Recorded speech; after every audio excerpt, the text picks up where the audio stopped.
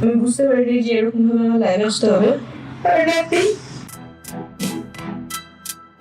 এভাবে কি সন্তানের পিতৃ পরিচয় পেতে হাউমাউ করে কাঁদছে পূজা চেরি? যেভাবে কেঁদেছিলেন অপু বিশ্বাস ও বুবলি, হঠাৎ ক্যামেরার সামনে সন্তান নিয়ে হাজির হলেন ঢাকাই সিনেমার গ্ল্যামারাস নায়িকা পূজা চেরি।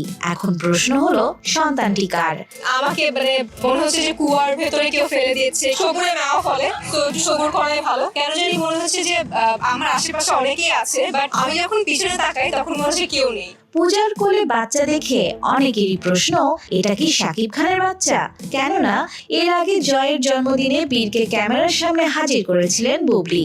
তখন হাউমাউ করে কেঁদে বলেছিলেন বীর শাকিব খানের সন্তান।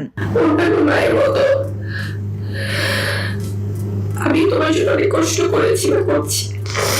গতকাল শাকিব খানের বাসায় ছোট ছেলে শেহজাদ খান বীরের জন্মদিন পালন করা হয়, যেখানে বুবলিও উপস্থিত ছিলেন। তবে বীরের জন্মদিনের একদিন পরেই পূজা চেরি করে বাচ্চা নিয়ে ক্যামেরার সামনে আসায় নতুন গুঞ্জন সৃষ্টি হচ্ছে। কেননা এর আগেও অপু বিশ্বাস ও শাকিব খানের পুত্র আবরাম খান জয়ের জন্মদিনের দিন শবনম বুবলি তার সন্তানের পরিচয় প্রকাশ্যে আনেন। শাকিব খানই যে তার সন্তানের বাবা তা সবার কাছে স্বীকার করেন বুবলি।